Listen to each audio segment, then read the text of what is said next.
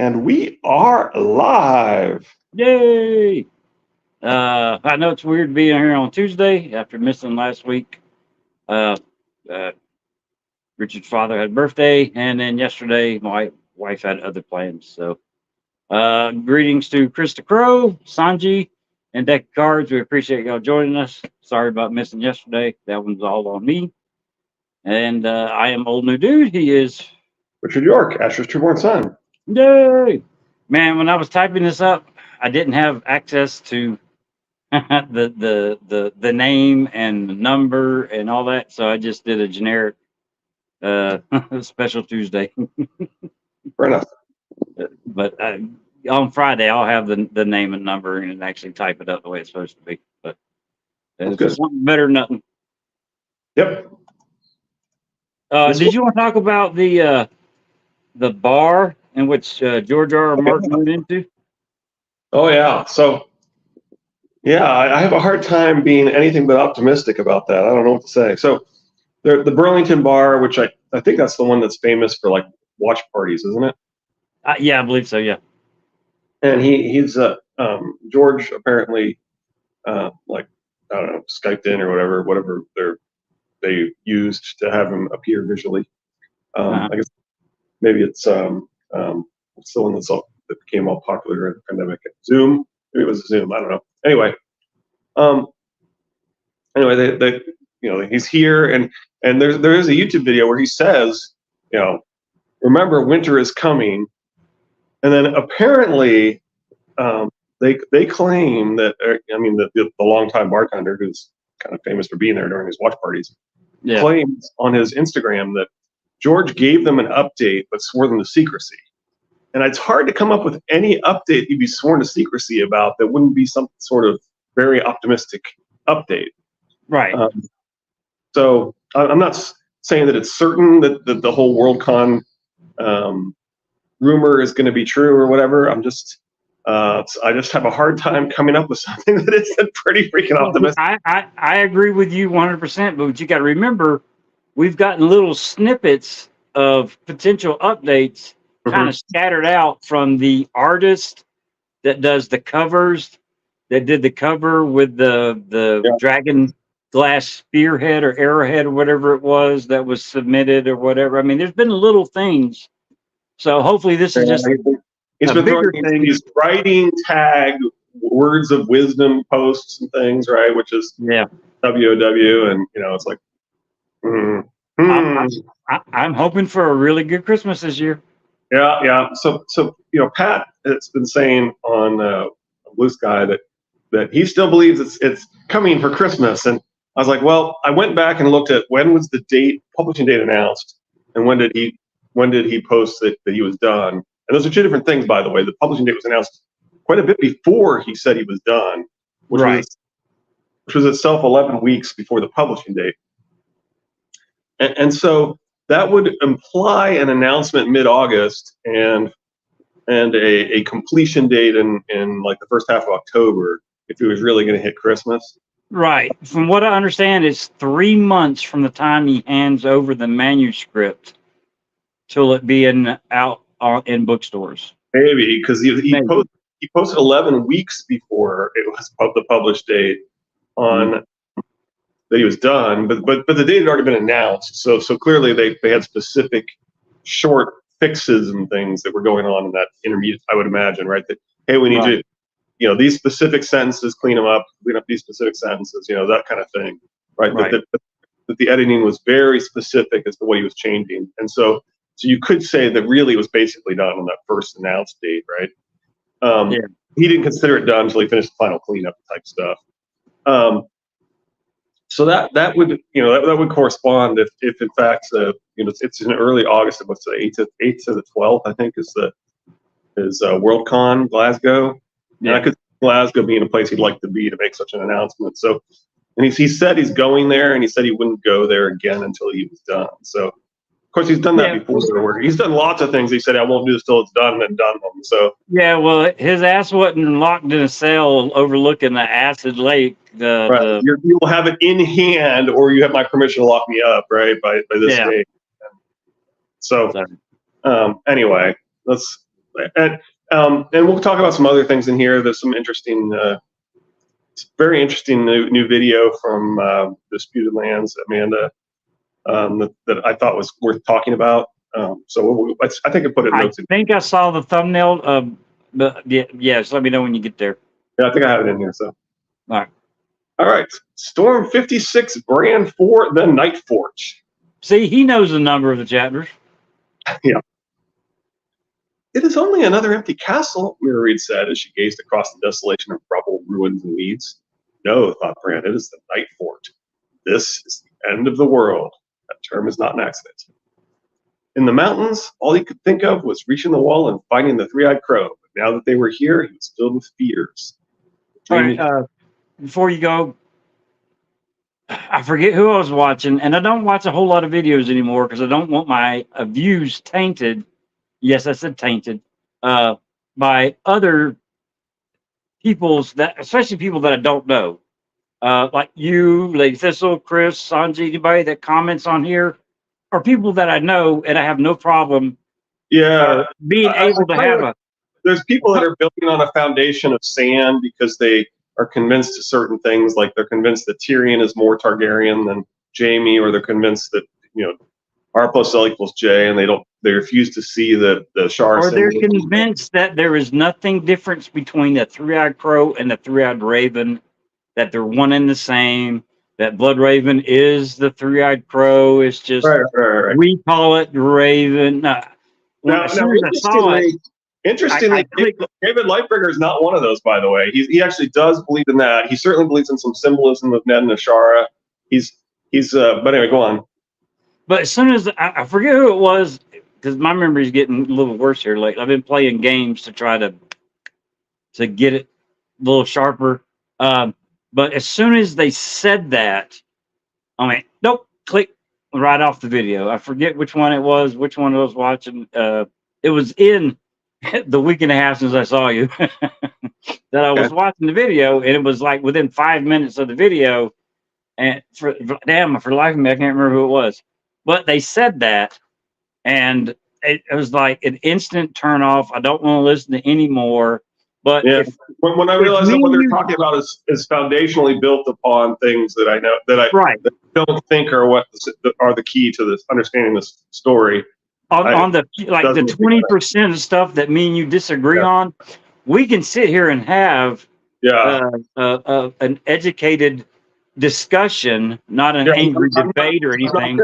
I'm not gonna turn something off because it's talking about video day, exactly. No, that's the we're talking about some things that are more conventional channels discussing here. Yeah, it's not. I like being able to have the conversation.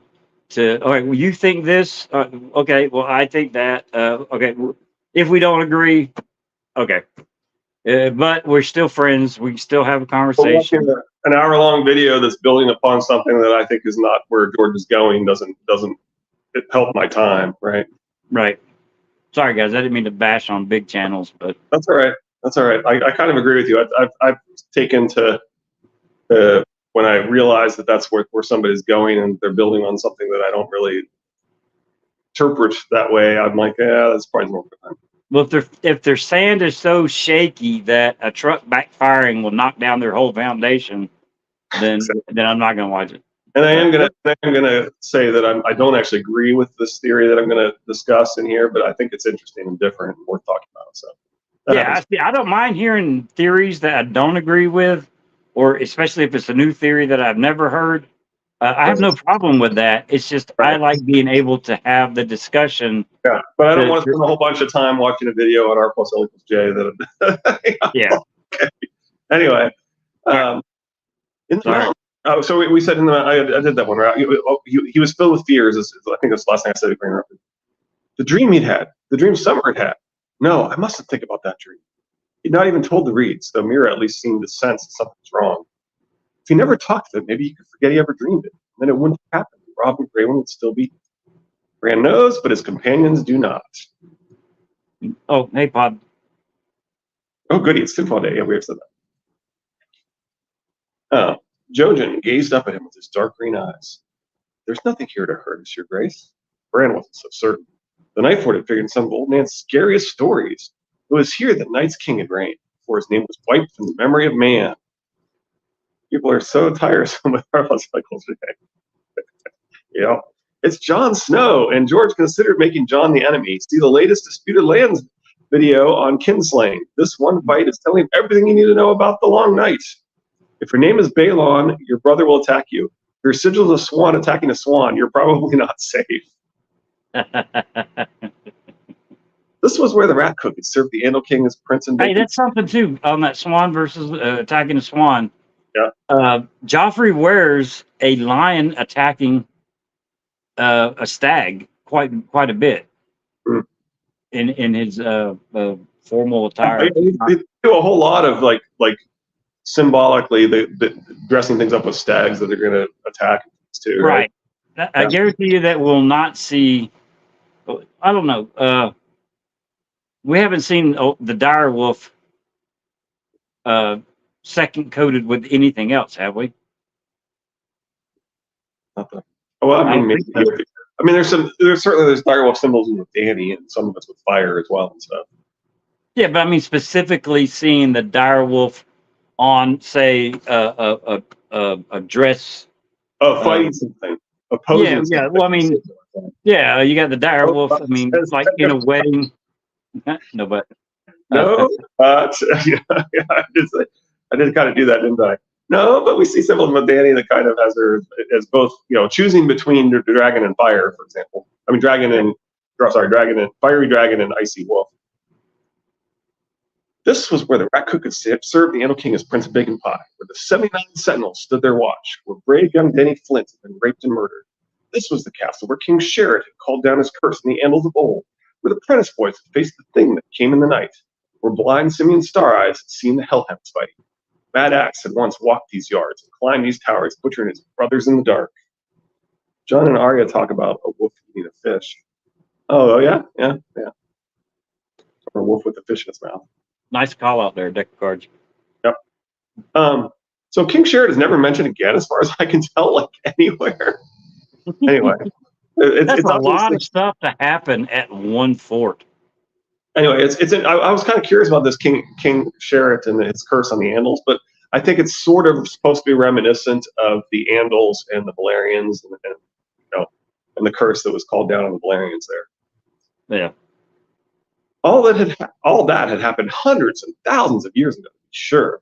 And some, which makes me wonder if it didn't spread or if it happened more recently. Anyway, and some, because the timeline is wrong, as Eleanor would say. And some maybe. Well, if you stop and think about it, anything that happened, let's say 1,000 years ago. 1,000 years is clearly this thrown around a lot. But go on. Right, but let's stop and think. Okay, if I say that there is a discrepancy in the 400 years that they say that the sword ice is, the Valyrian steel sword ice is, then I'm using this as an extenuation of why I think that the ice is not 400 years old. But 1,000 years ago, there is nobody physically alive, with the exception of possibility of a couple of people that are in this story that I think are super jumping. But nobody knows. You only know what has been written down. What's that? That's not necessarily true. Apparently, green seers can just look back as far as they want to look. So. Right, but are the green seers the one writing the stuff down? You would think at some point they may have been, and therefore some of the history could actually be accurate, right? Well, I mean, we're told when the Citadel was first formed that there were wizards and such present in Old Town.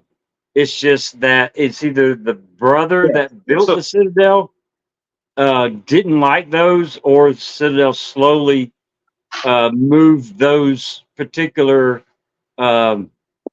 guilds out of the Citadel. But they used to teach Valyrian steel, and it used to mean something, right? It used to be that the glass candles worked. So it's possible. Right. Well, they keep the Valyrian steel chain, the link, because it used to be done by actual either green seers, wizards, right. Whatever it was, were actually at the Citadel, but then they kind of got like broomed out because when the glass candles stopped working, they started to think that all this magic is a bunch of bunk. You guys are lying to us and stuff. So Right. It would only take a one generation, maybe two, of people coming to the Citadel. but if you to had forget. writing with the glass candles, you could have written it down accurately. So there could be an accurate time. That's all I'm saying. It could Right, be right. accurate. You're right. There should be an accurate It time in arguably history. should be. It Right. arguably should be right because they should have had glass candles and been able to look back in time, and see everything in theory. Yeah, but then we were told repeatedly that the histories are written by the winners. Yeah, and it may be deliberately rewritten, and that's kind of the point of the story with Asher as the Dione and so forth too, right? So Right. But we're hearing stories in this chapter from Bran that were told to him by Old Nan. They were physically told, basically handed down, handed down, handed down, handed down. Even those stories, as told to our characters, can be extremely wrong. What would have been 1,000 years, 400 or 500 years of being told oh yeah, the Old story. Man is, despite the fact that people say, well, George says Old Man is true and stuff. The second paragraph of the first chapter, Old Man is telling us things that are flat out wrong. Right. Like I'm saying, even in the oral histories, once you get a couple of 100 years into it, 1,000 years can easily turn into 10,000 years. Sure. And we, as the reader, will not know that because it's the game where you tell somebody something and they tell the next person. It works it all the way back around in a circle, and then the first person that told it gets told something that's completely different than what he said. What's that Sure. say? Yeah. Telephone. Maybe that's why they wrote true history to discredit the other sources. Oh yeah. That's true. Yeah, I like that. Well, you got to stop and think about it. In Westeros, if it's not written down by the Citadel and given their stamp of approval, right. And Old Town clearly represents our world, Eracian, Asher, the Dione, and so forth. So yeah. Right. Well, I mean, yeah. Very suspicious history coming from Maesters, that's for sure. Sorry, I didn't mean to get up on a rant. That's right. I do think it's kind of funny that one of the things that I don't agree with the Order of Greenhand on is that their interpretation of the old gods and so they've latched on to Maester taught Catelyn. So Catelyn taught by the Andals as the truth, and Jojen telling us and the Children of the Forest as the liars. I'm like, I think you got that backwards, guys. Anyway. Are you telling me that Order of the Greenhand got something wrong? Well, I mean, they're more right than pretty much every major channel. So I can't fault them too much. Yeah. And but I do think it's funny that they tell you the lying, stinking Andals, and then they're looking at Catelyn as the source of truth of the old gods, and I'm like, no, that's not right. Here's the thing: when and I'm not knocking big channels again. I mean, they got the sponsors and money and stuff getting kind of thrown on for being the ones who are trying to build up the right symbols. When you're continuously looking for subject matter for a video, sure. Eventually you're going to contradict yourself if you're not careful.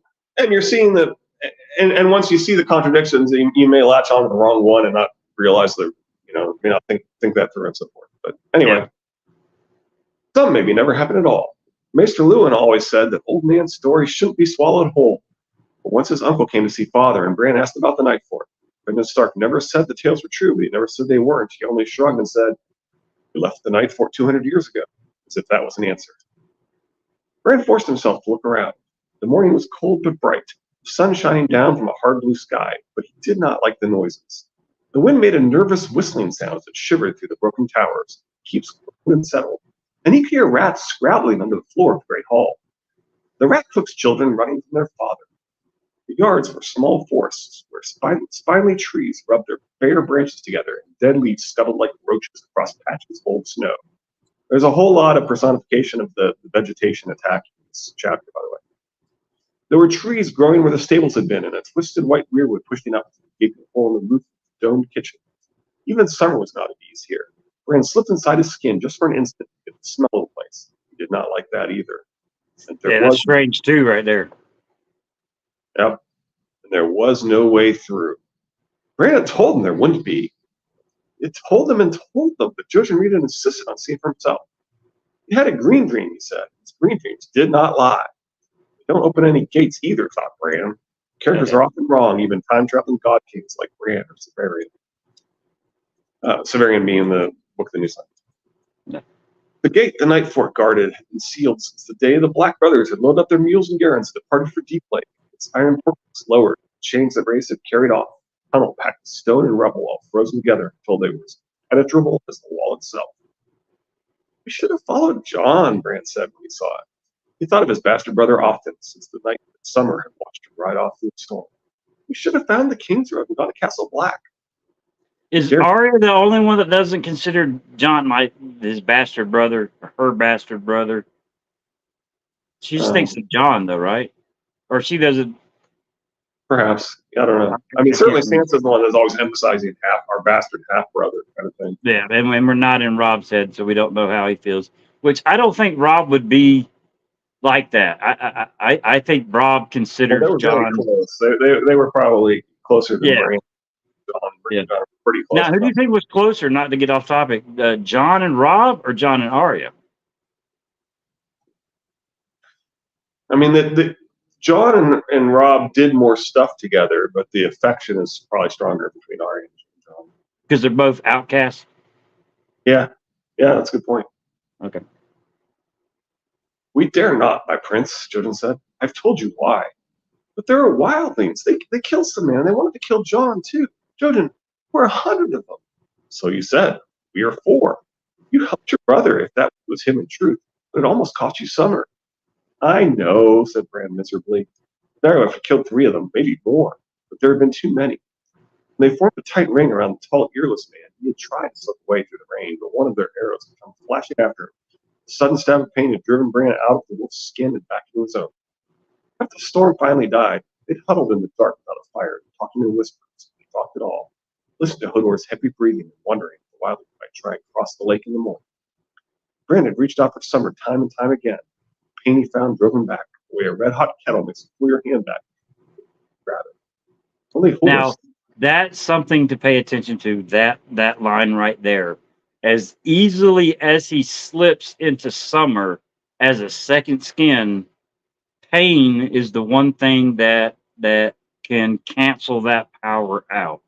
Well, and later in this one chapter, we'll see that fear, and at least when he's in Hodor, where Hodor's actively fighting him, he says, really taking right. his So there are things in this story that can even someone as strong as Bran, or as strong as connection that Bran and Summer have. There are simple, natural things that can block or cancel out such a strong power. Yeah, which does make you wonder if there were such a thing as a second life that doesn't fade, which you've hypothesized. Right. What would happen during strong emotions and things? Would you be temporarily knocked into the weirwood or something? Or maybe we can talk about that when we get to the prologue of Dance. If we're still doing this when we get to the prologue of Dance, hopefully we won't be, because we'll be busy reading The Winds of Winter. Well, what we'll have to do is do possibly go back to 3 videos a week. 1 video on catching up on the reading, and 2 videos on Winds of Winter, hopefully. Ah, interesting. Only Hodor slept that night, muttering Hodor, Hodor, as he tossed and turned. Bran was terrified that Summer was off dying in the darkness. Please, you old gods, he prayed. You took Winterfell and my father and my legs. Please don't take Summer too. And watch over Jon Snow too. Make the wildlings go away. Bran praying to future Bran. No weirwoods grew on that stony island in the lake, yet somehow the old gods must have heard. The wildlings took their sweet time about departing the next morning, stripping the bodies of their dead and the old man they'd killed, even pulling a few fish from the lake. And there was a scary moment when 3 of them found the causeway and started to walk out. Hey, the reason the old gods heard is God's speech carried on the wind. They're high up in that tower, so I think the old gods heard because the old gods are right here. But anyway, I understand. But the path turned and they didn't. 2 of them nearly. Oh, wait a minute. Other than the God's Eye, do we see any weirwoods grow past the source of water, like a lake or this. I mean, it's not huge lake that or pond that this tower is sitting in, but there's still no weirwoods on the isle. So, I mean, do we ever see it cross water other than the God's That's eye? kind of sounds like it kind of sounds like you're talking like was it the you know what I'm talking about, the corrupted weirwoods being shade of the evening and the children of the Yeah, forest in the Armador. yeah, All hail the Night Queen, right? That's her name. yeah. And I Amy mean, I Black. strongly believe they came from the same source. It's just one is corrupted and one's not. And which one is corrupted, I don't know yet. Maybe they might be deliberately two opposing sources like yin and yang or something. Right. And speaking of which, I don't know if you can see it. Yin and yang. Cool. I got a leg up on the story. And two of them nearly drowned before the others pulled them out. The tall bald man yelled at them, his words echoing across the water in some tongue that even Jojen did not know. A little while later, they gathered up their shields and spears and marched off north by east, the same way John had gone. Bran wanted to leave too, to look for summer, but the reed said no. "It will stay another night," said Jojen. "Put some leagues between us and the wildlings. You don't want to meet them again, do you?" Late that afternoon, Summer returned from wherever he'd been hiding, dragging his back leg. He ate parts of the bodies in the inn, driving off the crows, then swam out to the island. Mira had drawn the broken arrow from his leg and rubbed the wound with the juice of some plants she found growing around the base of the tower. Beowulf was still limping, but a little less each day, it seemed. Bran. Gods had heard. "They're not here when you are them." Now, are they hinting that he possibly can heal slightly faster, or is it what Mira did that might be causing him to just stop and think? Nonstop walking on an arrow injured leg, and there's not a whole lot depending on where the arrow hit. Yeah, doesn't seem in a wolf's leg. Sure. Yeah. "Maybe we should try another castle," Mira said to her brother. "Maybe we could get through the gate somewhere else. I could go scout if you wanted. I'd make better time by myself." Bran shook his head. "If you go east, there's Deep Lake, then Queen's Gate. West is Icemark. They'll be the same, only smaller. All the gates are sealed except one's a Castle Black Eastwatch and the Shadow Tower." Hodor said Hodor to that. Reed changed the look. "At least I should climb to the top of the wall," Mira decided. "Maybe I'll see something up there." "What could you hope to see?" Jojen asked. "Something," said Mira, and for once she was adamant. "It's me." Bran raised his head to look up at the wall and imagined himself climbing inch by inch, squirming his fingers into cracks in the ice and kicking footholds with his toes. That made him smile in spite of everything, the dreams, the wildlings, Jon, and everything. He climbed the walls of Winterfell when he was little, and all the towers too. None of them had been so high, and they were only stone. The wall could look like stone, all gray and pitted. Then the clouds would break, and the sun would hit it differently, and all at once it would transform and stand there, white and blue and glittering. It's the end of the world. There's another reference to the ice looking like stone, giving a lot of credence to the ice dragon being the stone dragon, awakening the dragon from stone. Yep, I agree. Same here. That's the theory I actually do agree with, and that's why I'm less sold by the other theory we'll discuss when we get to the end of this chapter. Okay. He started our conversation before we got going on. So there's a theory here I don't agree with. And I'm like, look, when we get there, just tell us how you feel. Yep. But it's interesting, so it's worth talking about. There you go. "It was the end of the world," Old Nan always said. "On the other side were monsters and giants and ghouls. They could not pass so long as the wall stood strong." "I want to stand on top with Mira," Bran thought. "I want to stand on top and see." He was a broken boy with useless legs, so all he could do was watch from below as Mira went up in his stead. She wasn't really climbing the way he used to climb. She was only walking up some steps that the Night's Watch had hewn hundreds of thousands of years ago. You remember Maester Luwin saying the Night Fort was the only castle whose steps had been cut from the ice of the wall itself. Or maybe it had been Uncle Benjen. The newer castles had wooden steps or stone ones or long ramps of earth and gravel. Ice is too treacherous. His uncle had told him that. He said that the outer surface of the wall wept icy tears sometimes. The core inside stayed frozen hard as rock. The steps must have melted and refrozen 1,000 times since the last Blackbirds left the castle. And every time they did, they shrunk a little and got smoother and rounder and more treacherous. Smaller. It's almost like the wall was swallowing them back into itself. The wall is never more personified than in this chapter. Mira Reed was very sure-footed, but even so, she was going slowly, moving from nub to nub. In two places where the steps were hardly there at all, she got down on all fours. It would be worse when she comes down, Bran thought, watching. Even so, he wished it was him up there. When she reached the top, crawling up the icy knobs that were all that remained of the highest steps, Mira vanished from his sight. When will she come down? Bran asked Jojen. When she is ready, she'll want to have a good look at the wall and what's beyond. We should do the same down here. Hodor? Said Hodor doubtfully. Might find something, Jojen insisted. Or something might find us. Bran couldn't say it, though. He did not want Jojen to think he was Craven. Or something Craven might find us. So they went exploring, Jojen Reed leading, Bran and his Basca on Hodor's back, Summer padding by their side. Once the direwolf bolted through a dark door and returned a moment later with a gray rat between his teeth. The rat cook, Bran thought, but it was the wrong color and only as big as a cat. Only as big as a cat!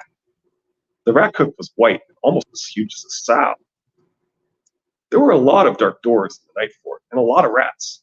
Bran could hear them scurrying through the vaults and cellars, the maze of pitch-black tunnels that connected them. Jojen wanted to go poking around down there, but Hodor said Hodor to that. Bran said no. There were worse things than rats down in the dark beneath the night fort. This seems an old place, Jojen said as they walked down a gallery where the sunlight fell in dusty shafts through empty windows.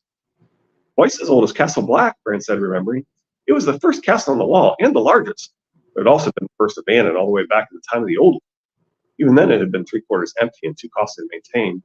Good Queen Alysanne suggested the Watcher place with a smaller, newer castle, a spot only 7 miles east, where the wall curved along the shore of a beautiful green lake. Deep Lake had been paid for by the Queen's jewels, built by the men the old king had sent north, and the Black Brothers had abandoned the night fort to the rats. That was 2 centuries past, though. Now Deep Lake stood as empty as the castle it had replaced, and the night fort. So it is interesting that essentially all of the decline of the Watch happens after Jaehaerys, because at that point they were still, this is the first castle abandoned at that time, and it's replaced by another castle that's easier to maintain. So there's barely been any decline at all in the. It does kind of line up with the idea of a prophecy that was lost during the dance of the dragon, potentially, right? It kind of does. Anyway. Yeah. Well, I mean, I have my problems with House of the Dragon. But I did like that 1 in 10 men that drew stones, and the one that drew the black stone became the Black Brother, and that the North was still supplying a lot more than they are in our current story to the Night's Watch. That it wasn't as meager a looking bunch. Dance of Dragons, what, 200 years old? Yep. That's what they're talking about, 2 centuries. Yeah. Approximately. Yeah. So it's actually a little less, but anyway. So, I mean, what if it is the Dance of the Dragons? The old king would be 200 years ago. The abandonment would be 200 years ago. The dance would have been shortly thereafter, right? Because you got all of this. It all kind of happens when a lot of dragons between the two, basically. So when a lot of dragons leave this world is when the decline of the Night's Watch really gets going. Yep. Okay. There are ghosts here, Bran said. Hodor had heard all the stories before, but Jojen had not. Old ghosts from before the old king, even before Aegon the Dragon. 79 deserters who went south to be outlaws. That was Lord Ryswell's youngest son, so when they reached the Barrowlands, they sought shelter at his castle. But Lord Ryswell took them captive and returned to the Night Fort. The Lord Commander had holes hewn in the top of the wall, and he put the deserters in them, sealed them up alive in the ice. They have spears and horns. They all face north. 79 sentinels, they're called. Hey, quick question. If they were sealed up in ice, they're preserved. Mm-hmm. They didn't rot any at all. They're still there, 100% solid as what they were. Yep, that's the implication, is that people can verify that this is true. Okay. They left their posts in life, so in death their watch goes on forever.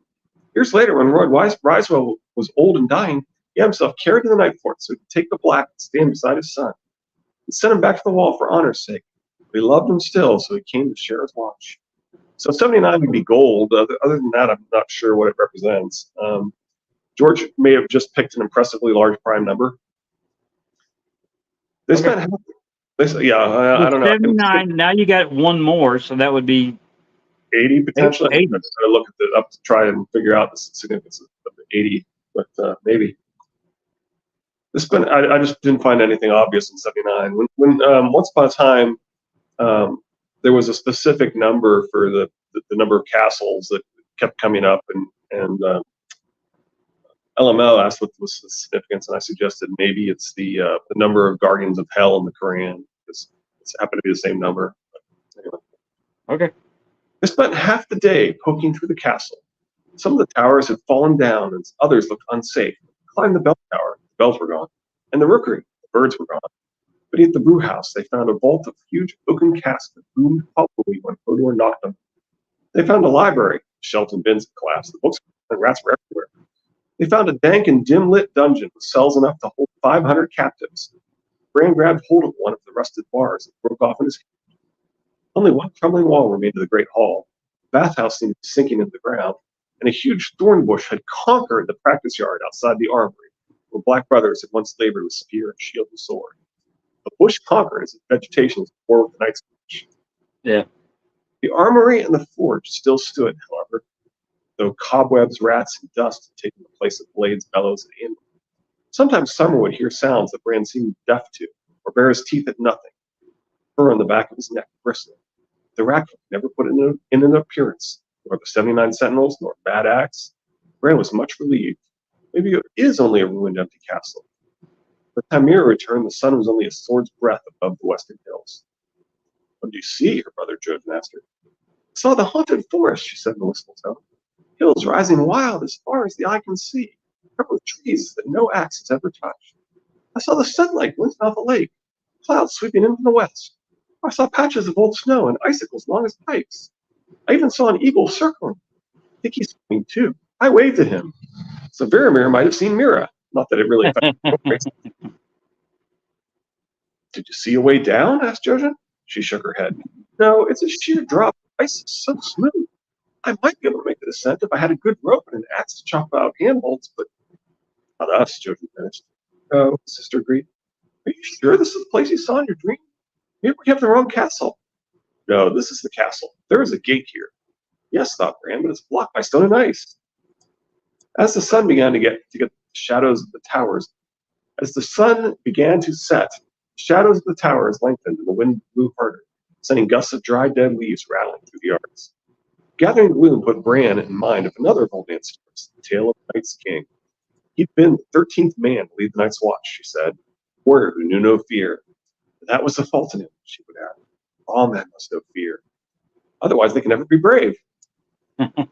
Woman was his downfall. A woman glimpsed from the top of the wall, skin as white as the moon, and eyes like blue stars. Fearing nothing, he chased her, caught her, and loved her. Though her skin was cold as ice. He gave his seed to her. He gave his soul as well. He brought her back to the Night Fort, claimed her a queen, himself her king. Through strange sorceries, he bound his sworn brothers to his will.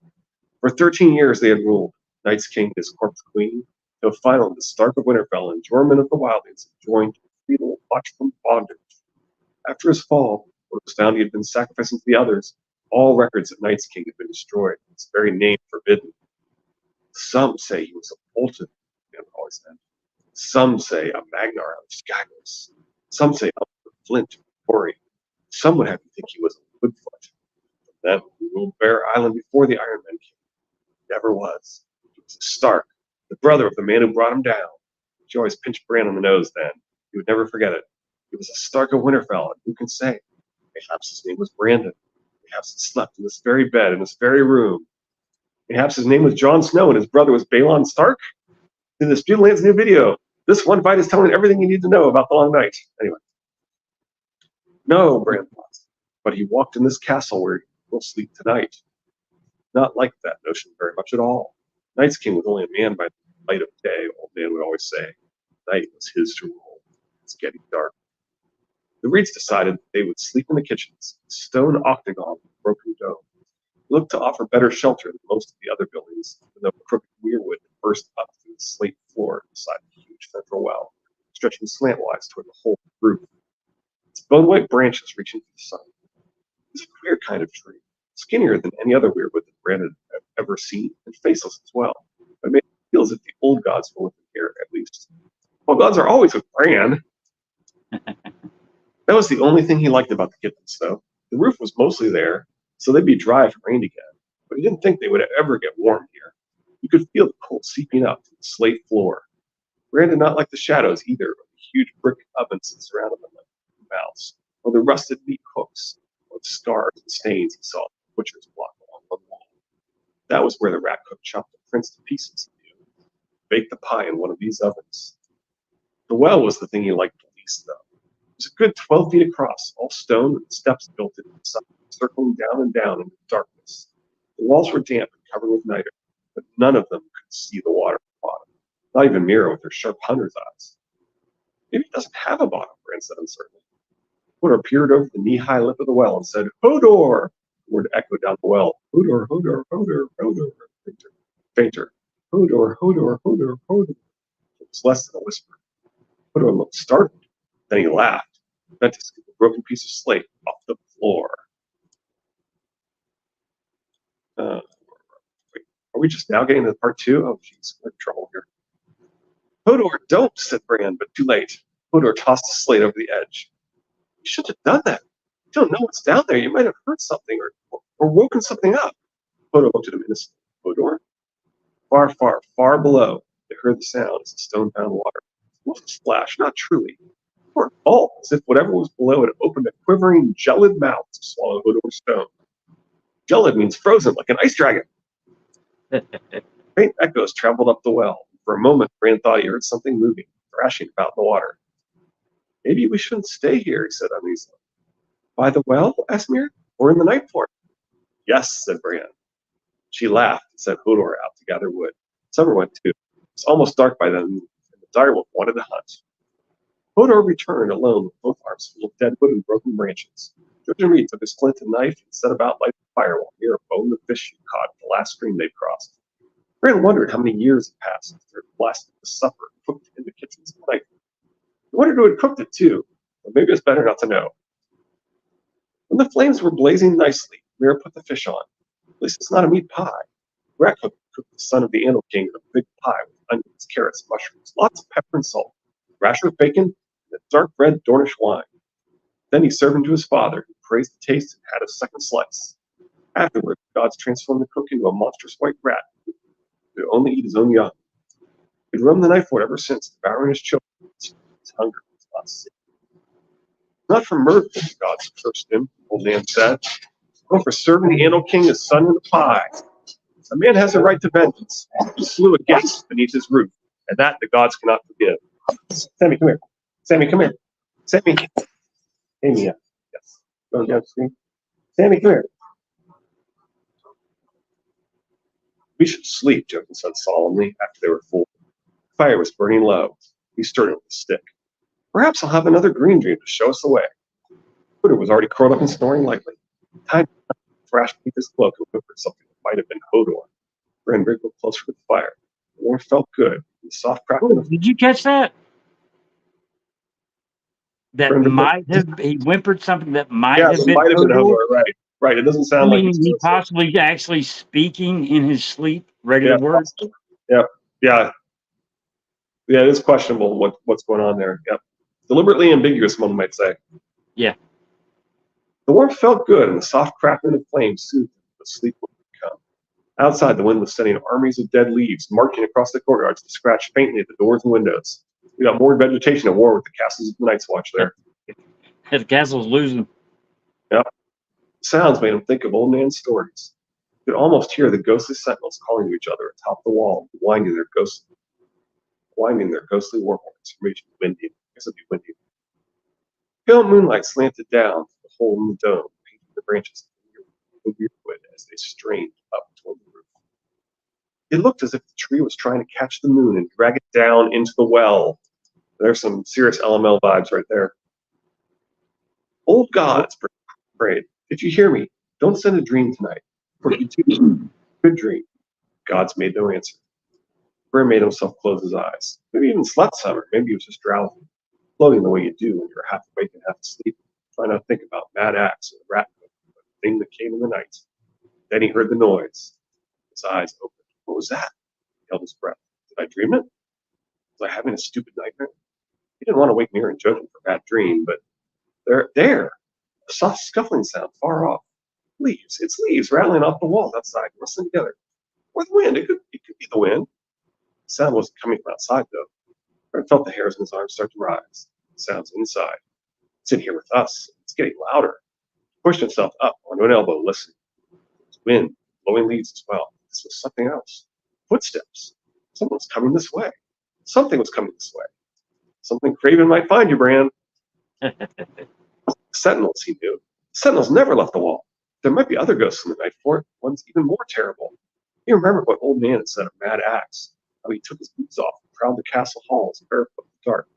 Never a sound to tell you where he was, except for the drops of blood that fell from his axe and his elbows and the end of his wet red beard.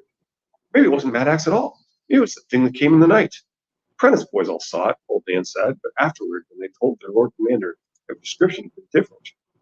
3 died within a year, and the 4th went mad. And 100 years later, when the thing had come again, apprentice boys were seen shambling along behind him, all in chains. That was only a story, though. He was just scaring himself. There was a thing that comes in the night. Maester Llewellyn had said so. If there had ever been such a thing, it was gone from the world now, like giants and dragons. It's nothing, Bran thought. Gone like giants and dragons. While John sees giants and Dany sees dragons. You are not reassuring us here, Bran. Nope. Sounds were louder now. It's coming from the well, he realized. That made him even more afraid. Something was coming up from under the ground, coming up out of the dark. Hodor woke it up. He woke up at that stupid piece of slate. Now it's coming. It was hard to hear over Hodor's snores and the thumping of his own heart. Is that the sound blood made dripping from an axe? Was it the faint, far-off rattling of ghostly chains? Bran listened harder. Footsteps. It was definitely footsteps, each one a little louder than the one before. Couldn't tell how many, though. The well made the sounds echo. He didn't hear any dripping or chains either, but there was something else, a high, thin, whimpering sound, like someone in pain and heavy, muffled breathing. The footsteps were loudest. The footsteps were coming closer. One step and then another. Bran was too frightened to shout. The fire had burned down to a few faint embers, and his friends were all asleep. He almost slipped his skin and reached out for his whip, but Summer might be miles away. He couldn't leave his friends helpless in the dark to face whatever was coming up out of the well. I told them not to come here, he thought miserably. I told them there were ghosts. I told them that we should go to Castle Black. Footfalls sounded heavy to Bran, slow, ponderous, scraping against stone. It must be huge. Mad Axe had been a big man in Old Man's story, and the thing that came in the night had been monstrous. Back in Winterfell, Sansa had told him that the demons of the dark touch him hid beneath his blanket. He almost did that now before he remembered he was a prince and almost a man grown. Bran wriggled across the floor, dragging his dead legs behind him until he could reach out and touch Mira on the foot. She woke at once. He'd never known anyone wake as quickly as Mira Reed. Would be so alert so fast. Bran pressed a finger to his mouth so she knew not to speak. She heard the sound at once. He could see that on her face. Echoing footfalls, faint whimpering, heavy breathing. Mira rose to her feet without a word and reclaimed her weapons. With a 3-pronged frog spear in her right hand, the folds of her neck dangling from her left, she slipped barefoot toward the well. Jojen dozed on, oblivious, while Hodor muttered and thrashed in restless sleep. She kept to the shadows as she moved, stepped around the shaft of moonlight as quiet as a cat. Bran was watching her all the while, and he could barely see the faint shadows. Can't let her fight the thing alone. Summer was far away, but he slipped his skin and reached for Hodor. It was not like sliding into the sun. That was so easy now that Bran hardly thought about it. This was harder, like trying to put a left right foot. She fit all wrong, and the boot was scared too. The boot didn't know what was happening. The boot was pushing the foot away. He tasted vomit in the back of Hodor's throat. That was almost enough to make him flee. Instead, he squirmed and shoved, sat up, gathered his legs under him, his huge, strong legs, and rose. I'm standing. He took a step. I'm walking. It was such a strange feeling that he almost fell. He could see himself on the cold stone floor, a little broken thing. It wasn't broken now. He grabbed Hodor's longsword. Breathing was as loud as a blacksmith's bellows. From the well came a wail, a piercing screech that went through him like a knife. A huge black shape heaved itself up into the darkness and lurched toward the light. Fear rose up in Bran so thick that before he could even think of drawing Hodor's sword the way he'd meant to, he found himself back on the floor again with Hodor roaring, Hodor, Hodor, Hodor! The way he had in the lake tower whenever the lightning flashed. But the thing that came in the night was screaming too, thrashing wildly in the folds of Mira's depths. Bran saw her spear dart out of the darkness to snap at it. The thing staggered and fell, struggling with the net. The wailing was still coming from the well, even louder now. On the floor, the black thing flopped and fought, screeching. No, No, don't. Please don't. Mira stood over him, the moonlight shining silver off the corners of her broad spear. Who are you? She demanded. I'm Sam, the blackface sobbed. Sam, I'm Sam. Let me out. You stabbed me. He rolled through the puddle of moonlight, flailing and flopping the tangles of Mira's neck. Hodor was still shouting, Hodor, Hodor, Hodor. It was Jojen who fed the sticks to the fire and blew on them until the flames leapt up, crackling. Then there was light. Bran saw the pale, thin-faced girl by the lip of the well, all bundled up in furs and skins beneath an enormous black cloak, trying to shove the screaming baby in her arms. The thing on the floor was pushing an arm through the net to reach his knife. The loops wouldn't let him. He wasn't any monster beast or even mad axe drenched in gore. And the big fat man dressed in black wool, black fur, black leather, and black mail. He's a black brother, said Bran. Mira, he's from the Night's Watch. Hodor? Hodor squatted down on his haunches and peered at the man in the net. Hodor? He said again, hooting. The Night's Watch, yes. The fat man was still breathing like bellows. I'm a brother of the Watch. He had one foot under his chins, forcing his head up, others digging his cheeks. I'm a crow, please, let me out of this. Bran was suddenly uncertain. Are you the three-eyed crow? You can't be the three-eyed crow. I don't think so. The fat man rolled his eyes, but there were only two of them. I'm only Sam, Samuel Tarley. Let me out, it's hurting me. He began to struggle again. Mira made a disgusted sound. Stop flopping around. If you tear my net, I'll throw you back down the well. Just lie still and I'll untangle you. Who are you? Jojen asked. Gilly, she said. For the Gilly Fire. He's Sam. We never meant to scare you. She rocked her baby and murmured at it. Finally stopped crying. There was untangling fat brother. Jojen went to the well and peered down. Where did you come from? From Craster's, the girl said. Are you the one? Jojen turned to look at her. The one? He said that Sam wasn't the one, she explained. There was someone else, he said. The one he was sent to find. Who said? Bran demanded. Cold Hands, Gilly answered softly. Mira peeled back one end of her net. The fat man managed to sit up. He was shaking, Bran saw, and still struggling to catch his breath. He said there would be people, people in the castle. I didn't know you'd be right at the top of the steps, though. I didn't know you'd throw a net on me or stab me in the stomach. Touched his belly with the black gloved hand. Am I bleeding? I can't see. It was just a poke to get you off your feet, said Mira. Here, let me have a look.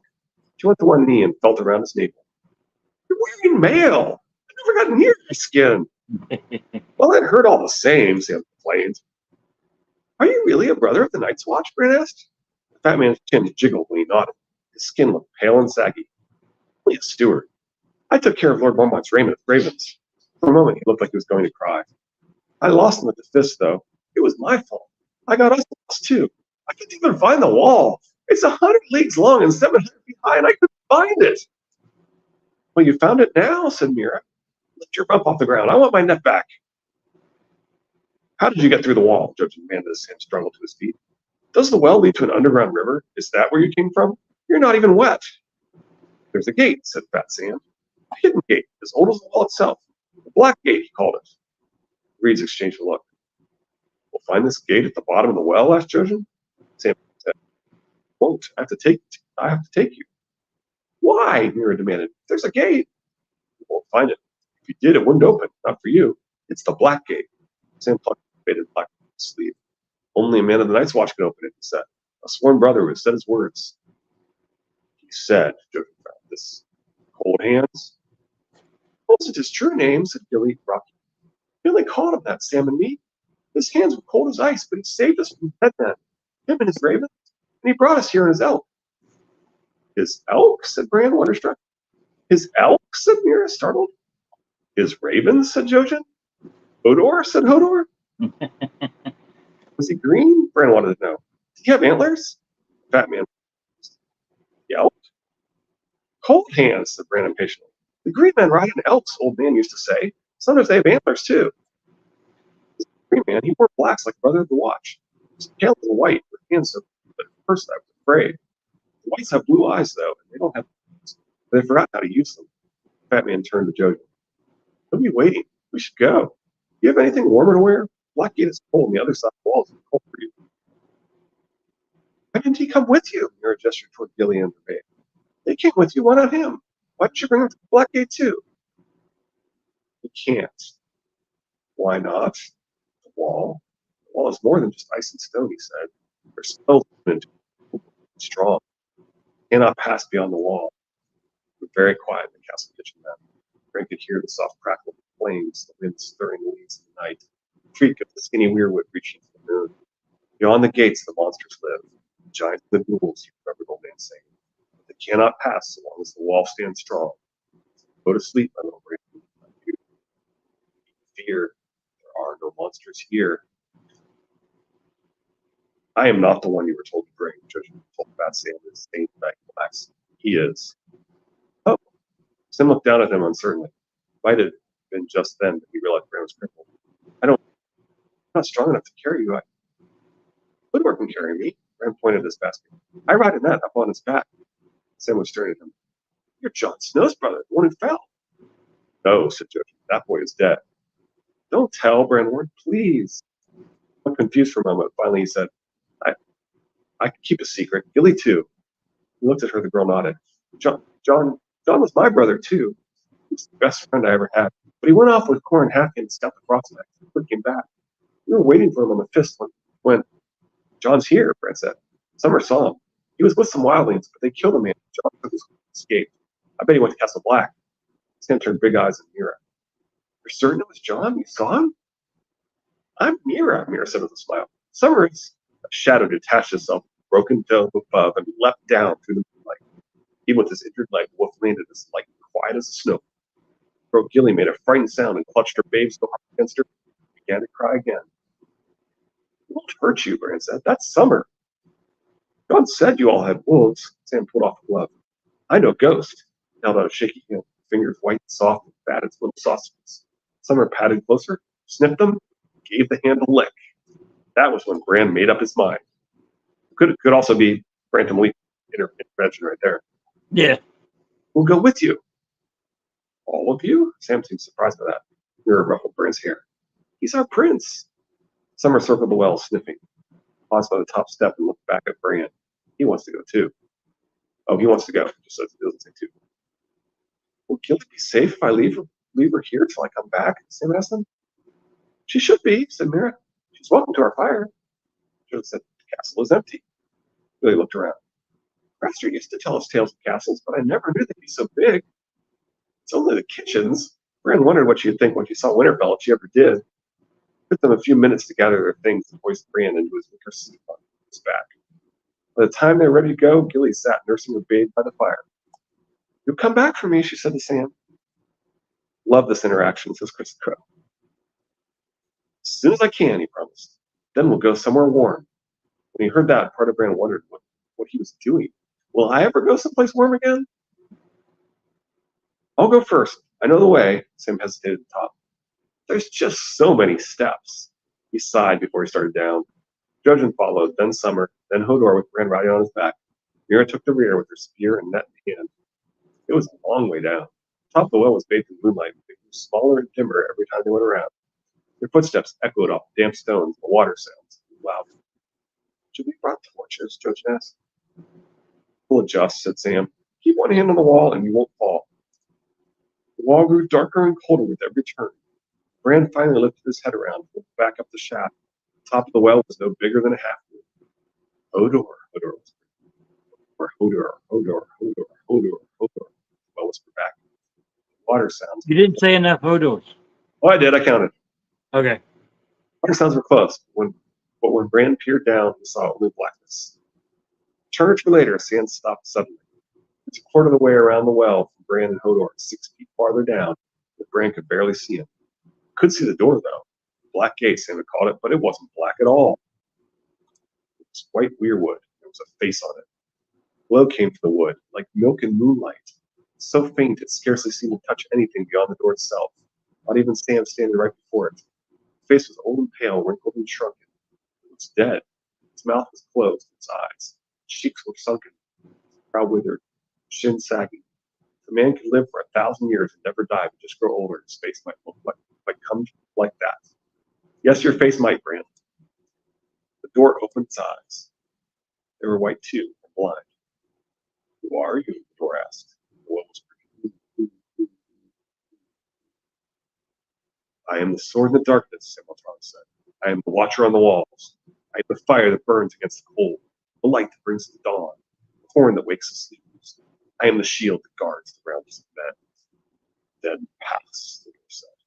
Its lips opened, wide, wider, and wider still, until nothing at all remained but a great gaping mouth and a ring of wrinkles. So it stepped aside and waved Jojen ahead of him. Summer followed, sniffing as he went. Then it was Bran's turn. Woodward ducked, but not low enough. The door's upper lip brushed softly against the top of Bran's head. A drop of water fell on him and ran slowly down his nose. It was strangely warm and salty as a tear. Doors with Hodor often tend to hurt Bran. The wall is salt water, and this is a theory that I don't really agree with. I'll go ahead and say it's got some strong points for it. The wall is salt because all magic is either blood or fire. Egret told it true. The wall is built of blood and weirwood sacrifices. See, Michael talks about Stuff's video, how the wall was built. I still think it's powered by an ice dragon in a war with the weirwoods. This chapter is all about vegetation attacking the castles, the Night's Watch, and the wall having a gilded or frozen mouth. But anyway, your thoughts? I think the salt there is just to basically tell you that it's a real tear from a person. It's not from the wall. The ice is fresh water. I mean, it's not salt water. I agree with the ice dragon theory, but yeah, the old man in the wall that is that door is exactly that. It is either hell, it might even be a way of telling you that the faces that get trapped in the weirwood, if they are a resemblance of the person that used the weirwood last, their essence is trapped in that tree. That is a real person. That is real tears.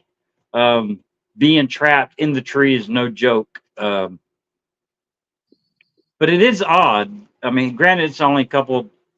Well, I mean, that it hasn't turned to stone. So it could. I don't know. It's not weirwood. It might be something else because that amount of time weirwood would turn to stone. Or still living weirwood. Yes, true. I didn't think about that. Yeah. Well, anyway, that was what we were saying. And I don't know. I do think there's blood sacrifice involved. Just I'm not sure about this idea that it's all built on weirwoods and blood sacrifice. I think it's built.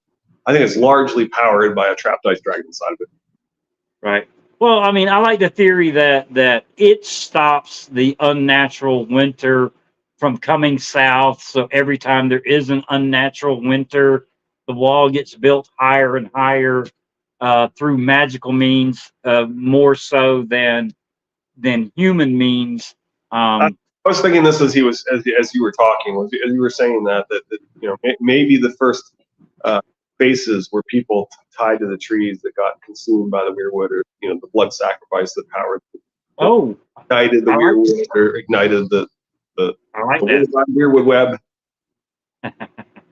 Now, I don't know, for any Marvel fans out there, they had Secret Wars a while back. I think it was Secret Wars was the name, where Victor Von Doom was basically that had the power of the Beyonder type situation, and he saved everything, brought it onto one planet, basically Battle World, and there was this giant orange stone walls that separated all the separate worlds.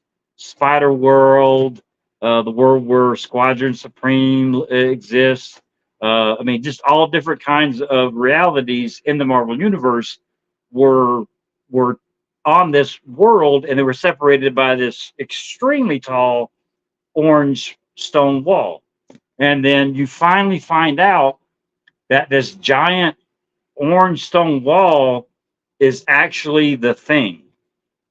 The orange stone member of Fantastic Four.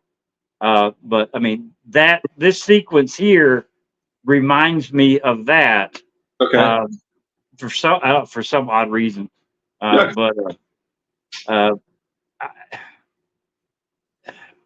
Does it tell us how many feet did they go below? No, because it's a long way. It's very big. This might be the stone part of the wall underneath the ice. Yeah. The layer that the magic is woven in at. It was interesting that the cold was coming up at him from below here. You know, as if Yeah. like trapped right here. What's that card say? I thought more of a source wall thing from DC. The people transformed wood like the children in Letterman's Cave. Yeah, I like that too. I like that better. I think that's kind of what Michael talks about stuff going forward. Yeah. Up next, Storm 57, Daenerys 5. Are all the Knights of Westeros so false as you two? So we've got Sam reappearing in the story with Bran, and then we're gonna have Barristan reveal in the next chapter. Yeah. He tends to stick with themes. Yep. Often puts things right next to each other that are similar and so forth. Yeah. And that's part of the argument for reading things in published order, right? Is that you're seeing what he wound up trying to, what he decided was worth putting next to each other and so forth. Well, I mean, I could lean either way on that. If you read it the exact way George wants you to read it, then it's easier for him to do his little hiding tricks in plain sight, or where he puts information at. You're swimming up to the hook, getting ready to take it as he wants to give it to you. Right. But if you read it in character order or story order, I have a specific order that I like. That's here, I have it right here. This is what I've done the last couple times. So it's the Feast prologue, the Feast Iron Islands, which is 1 the Prophet, 11 the Kraken's Daughter, 18 the Iron Captain, 19 the Droughtman, 29 the Reaver. Then Arya and Sam, which is Feast 5 Samwell, 6 Arya, 15 Samwell 2, 22 Arya 2, 26 Samwell 3, 34 Cat of the Canals, 35 Samwell 4, 45 Samwell 5, and then Dance 45 the Blind Girl, and 64 the Ugly Little Girl. And then the Dornish chapters from Feast, which all of the Dornish chapters, the people that are really in Dorne, which is Feast 2 the Captain of the Guards, 13 the Soiled Knight, 21 the Queenmaker, 40 the Princess of the Tower, Dance 38 the Watcher. Then Brienne, Cersei, and Jaime, which of course is a lot of chapters. So you get the idea, right? There's only 3 in Dance, right? Dance 48 Jaime, 54 Cersei, and 65. And then Sansa, which is all Feast, 10 Sansa, 23 Elaine, 41 Elaine 2. And then we're done with Feast at that point. So it's Dance prologue, and then Bran, which is Dance 4, 13, and 34. And then the North, which is basically everything that's not about going the Team Targaryen. So the North, which is a huge portion of the chapters, and then Team Targaryen, which is the other huge portion of the chapters, and then the epilogue. That was a lot of words. Yeah. But anyway, my point is a storyline by storyline, right? And so the reason I do that is because there are minor characters that you forget about. There's kind of plot twists and things that you don't get, and so I managed to try and keep things more in my head as I go to understand the story. Exactly. Your memory is George's kryptonite. Exactly. Yeah, I'm playing with a loaded deck. Then it's, like I said, since the heart attack, the one bit of entertainment stuff that just seems to be sticking, and then I'm assuming it's because the amount of times I've read it is A Song of Ice and Fire. It's why I'm scared to start anything else. I don't want to replace it in my memory, because I don't want to lose it. But I mean, even still, there are a lot of things that when I was younger wouldn't have seeped through my fingers, as far as memory wise. So that's why this is just a small stack of notebooks. There's more. Writing it down helps. Reading it in the book versus listening to it helps. So I mean, there's little tricks here and there to try to help the memory, but there's still things I forget all the time, so it drives me crazy. And that's another reason why I love doing this with you. I am a visual type person. If I see it, used to, if I saw it, I remembered it. So having to go through this live stream each chapter at a time with you, discussing little things here and there, and there are chapters that I have hardly anything to say, because stuff that I used to say when we started doing this, you already say now, because we're of a same mind on certain things, so you already point them out. So, I mean, today it's been a while since I talked to you, so I'm a little more talkative than I have been. But I enjoy these live streams. It helps keep it in my head. So it helps my memory. So again, I appreciate you doing this with me. Yeah. Okay, we're at 1 hour and 10. Yeah. We'll make it short. I knew we were in trouble when we were like less than halfway through, and it was like, that's why I kept my comments as like, shut up, let him read. Shut up, let him read. trouble. Anyway. All right. I appreciate y'all for joining us. Take cards, Sanji, Chris. I'm pretty sure Chris is off by now. He's off lunch, but we appreciate it. We will see y'all Friday for Daenerys 5. I think I remember, right? That's what it was. What was I thinking? All right, let me get the bottom again. It's 5. You're right. Yay, my memory. But that's all right. In an hour, I'll forget. But we will see y'all Friday. Y'all take care. Again, Richard, I'm glad you had a good week. I'm glad your dad had a good birthday, and we will see you. Bye. Still there. Have a good one. Bye. Bye.